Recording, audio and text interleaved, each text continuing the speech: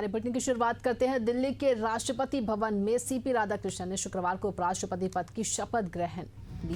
राष्ट्रपति द्रौपदी मुर्मू ने उनको उपराष्ट्रपति पद की शपथ दिलाई और इस समारोह में महाराष्ट्र के सीएम देवेंद्र फडणवीस और डिप्टी सीएम एकनाथ शिंदे भी मौजूद रहे। बता दें कि मंगलवार को हुए उपराष्ट्रपति चुनाव में सीपी राधाकृष्णन ने विपक्षी उम्मीदवार बी सुदर्शन रेड्डी को हराकर जीत हासिल की और वो भारत के 15वें उपराष्ट्रपति के रूप में चुने गए।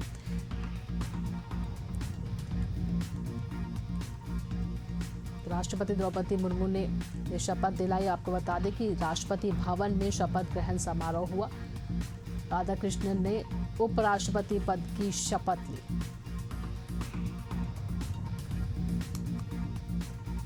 और आपको बता दें कि वे भारत के 15वें उपराष्ट्रपति के रूप में चुने गए हैं। विपक्षी उम्मीदवार बी सुदर्शन रेड्डी को हराकर जीत हासिल की।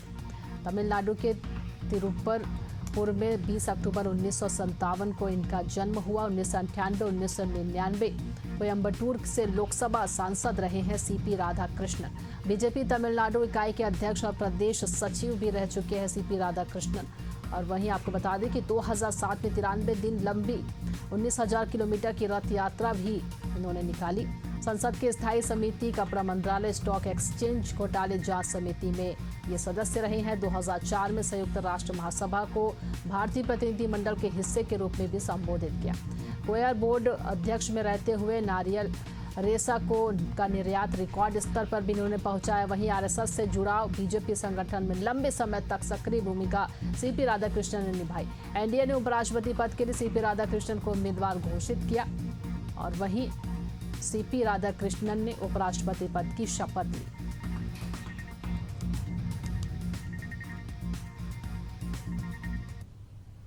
दिल्ली हाईकोर्ट को ईमेल के माध्यम से बम की धमकी मिली और जिसके बाद क्षेत्र में अफरा तफरी मच गई। पूरे कैंपस को खाली कराया जा रहा है। सूचना मिलने के बाद पुलिस और बम स्क्वाड की टीम मौके पर पहुंची और कोर्ट कैंपस की तलाशी ली जा रही है।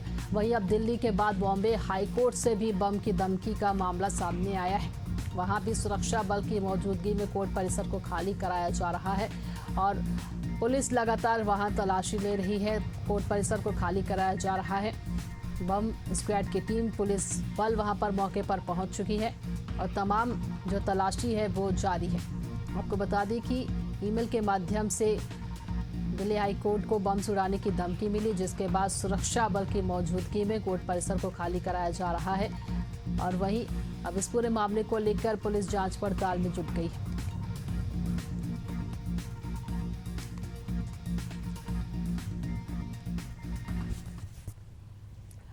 मध्य प्रदेश की राजनीति में कांग्रेस के दो दिग्गज नेता और पूर्व मुख्यमंत्री दिग्विजय सिंह कमलनाथ के बीच पिछले दिनों कुछ ऐसा हुआ जिससे दोनों के बीच दूरियां होने की बात कही जा रही थी, क्योंकि दिग्विजय सिंह को एक इंटरव्यू के बाद मामले में जमकर राजनीति हुई थी। दिग्विजय सिंह ने मार्च 2020 में कमलनाथ के नेतृत्व वाली सरकार गिरने को लेकर कुछ बयान दिए थे, जिस पर कमलनाथ ने भी सोशल मीडिया पर पोस्ट की थी, जिसके बाद राजनीतिक गलियारों में दोनों के बीच मतभेदों की खबरें जमकर चली थी। दिल्ली में दोनों दिग्गजों की मुलाकात के बाद एक बार फिर सारी अटकलों पर तो विराम लगता नजर आ रहा है। दिग्विजय सिंह ने खुद फेसबुक पर दोनों की मुलाकात की जानकारी दी है, जिसमें उन्होंने एक पोस्ट करते हुए बड़ी बात लिखी है। दिग्विजय सिंह ने लिखा कि कमलनाथ जी और मेरे लगभग 50 सालों के पारिवारिक संबंध रहे हैं। हमारे राजनीतिक जीवन में उतार चढ़ाव आते रहे और ये स्वाभाविक भी है। छोटे मोटे मतभेद रहे लेकिन मनभेद कभी नहीं रहा है।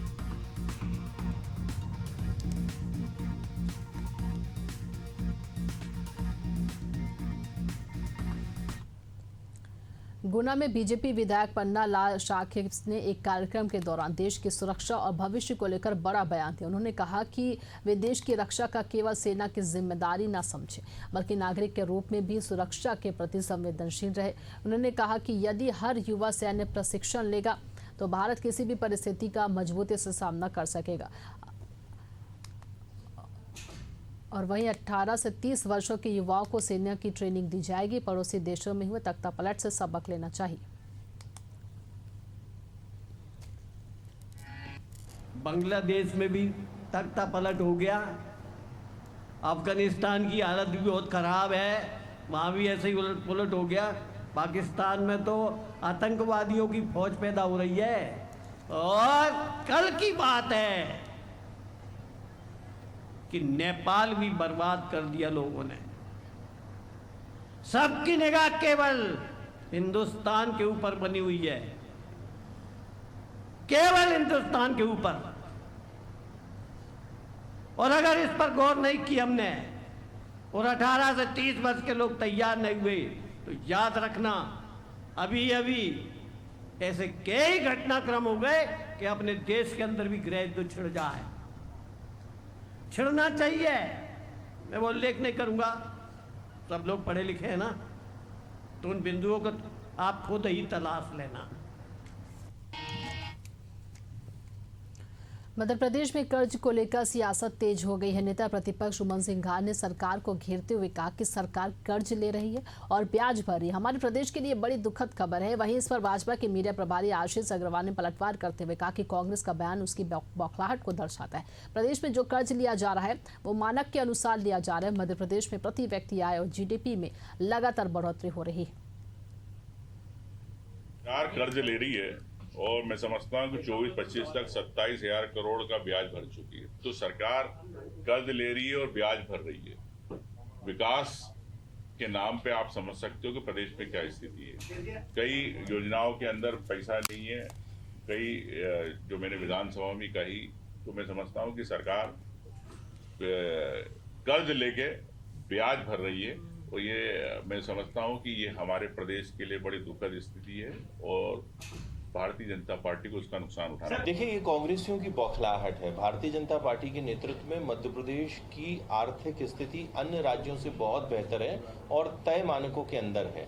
अगर यह भी कहा जाए कि डॉक्टर मोहन यादव जी के नेतृत्व की सरकार में मध्य प्रदेश आर्थिक प्रगति के नए सोपान चढ़ रहा है तो अतिशयोक्ति नहीं होगा। जो कर्ज है वो विकास की योजनाओं के लिए लिया जा रहा है, तय मानकों के अनुसार लिया जा रहा है और निरंतर प्रति व्यक्ति आय और GDP में बढ़ोतरी हो रही है, बजट का साइज बढ़ रहा है। इसलिए कर्ज जो है वो बहुत ही निरर्थक विषय है जो मध्य प्रदेश को बदनाम करने के लिए कांग्रेसी छेड़ते रहते हैं।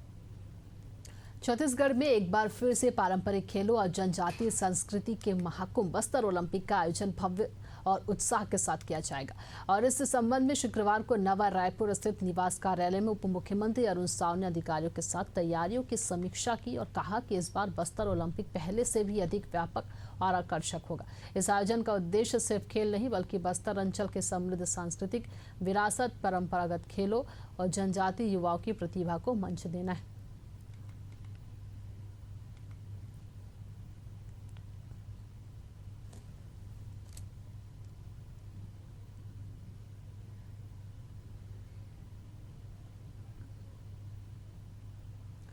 छत्तीसगढ़ में भी अब वोट चोरी को लेकर सियासत गर्मा गई। उप मुख्यमंत्री विजय शर्मा ने कहा कि राहुल गांधी को विरोधाभासी बातें नहीं करनी चाहिए। एक और तो वे वोटर लिस्ट में गड़बड़ी की बात करते हैं, दूसरी ओर SIR पर सवाल उठाते हैं और फिर SIR जांच का विरोध करते हैं। आगे उन्होंने कहा कि छत्तीसगढ़ में भी पारदर्शिता के लिए SIR अनिवार्य है। बिहार में SIR रिपोर्ट की मांग के बाद अब छत्तीसगढ़ की बारी है।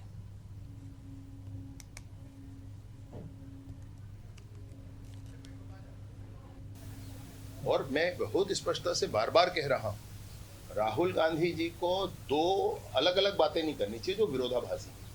आप एक जगह कह रहे हैं कि मतदाता सूची में गड़बड़ी है, मतदाता सूची में गड़बड़ी उन्होंने कहीं पर निकाला। हमने भी बताया कि यहाँ पर इन लोग जब थे तब भी मतदाता सूची में गड़बड़ी थी। मतदाता सूची में गड़बड़ी को ठीक करने के लिए इलेक्शन कमीशन SIR करती, स्पेशल इंटेंसिव रिविजन करती, विशेष गहन पुनरीक्षण करती। अब राहुल गांधी जी एक बार कह रहे हैं कि इसमें गड़बड़ी है और दूसरी बार कह रहे हैं कि जो स्पेशल इंटेंसिव रिवीजन है इसका विरोध हम करेंगे बिहार में। ये दोनों चीजें कैसे हो सकती हैं? मतलब आप दोनों ही विरोधाभासी बातों के लिए आप कहेंगे तो कैसे संभव हो सकता है? इसको कोई बहुत सामान्य है विषय, कोई भी समझेगा, जो भी थोड़ा सा बेसिकली इस विषय पर लेकर काम करने वाला है वो सब समझेगा।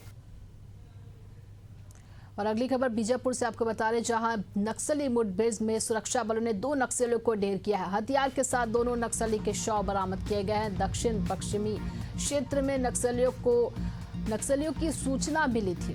वहीं गंगालूर इलाके में मुठभेड़ अभी भी जारी है और लगातार नक्सली और जवानों के बीच ये मुठभेड़ जारी है, जिसमें आपको बता दें कि 2 नक्सलियों के शव को बरामद किया है, 2 नक्सलियों को ढेर किया है हथियार के साथ दोनों नक्सलियों के शव बरामद है। आपको बता दें कि दक्षिण पश्चिमी क्षेत्र में नक्सलियों की सूचना मिली थी, जिसके बाद जवानों ने इन दोनों नक्सलियों को ढेर किया है और वहीं अभी भी मुठभेड़ जारी है। लगातार नक्सलियों के खिलाफ यह अभियान जारी है और वहीं जवानों को लगातार सफलता भी मिल रही है। आपको बता दें कि 2 नक्सलियों को यहां पर मुठभेड़ में उनके शव बरामद किए गए, साथ ही कई ऐसे हथियार हैं वो भी बरामद किए गए हैं। दक्षिण पश्चिमी क्षेत्र में नक्सलियों की होने की सूचना मिली थी, जिसके बाद अब नक्सलियों को के खिलाफ जवानों का यह अभियान जारी है। गंगालूर इलाके में ये मुठभेड़ अभी भी जारी है।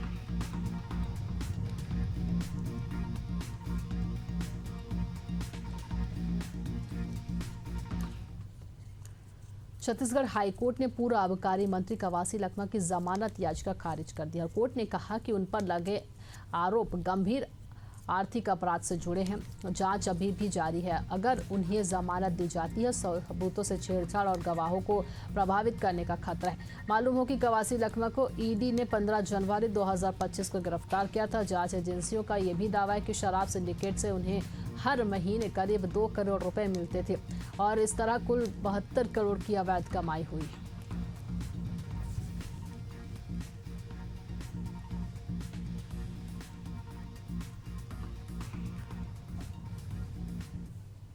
छत्तीसगढ़ के भिलाई में एग रोल का ठेला लगाने वाले 2 सगे भाइयों का सरेआम अपहरण कर लिया गया। मामले में छावनी टीआई मनीष शर्मा ने बताया कि दोनों भाई चौक में एग रोल का ठेला लगाते थे। गुरुवार शाम को कार सवार बदमाश आए, दोनों युवकों को लेकर चले गए। जब पिता ठेले पर पहुंचे, ठेले में कोई नहीं था। वहीं पूछताछ करने पर अपहरण की जानकारी मिली। फिलहाल सीसीटीवी कैमरों की मदद से पुलिस बदमाशों की तलाश में जुट गई है और ये सीसीटीवी फुटेज भी सामने आई, जिसमें 2 भाइयों का अपहरण का ये पूरा मामला है। और आपको बता दें कि पुलिस अब पूरे मामले को लेकर जांच पड़ताल कर रही है। कार सवार बदमाशों ने 2 भाइयों का अपहरण किया है। वहीं अब पुलिस इस पूरे मामले को लेकर जांच पड़ताल कर रही है। तमाम सीसीटीवी फुटेज पुलिस अब खंगाल रही है।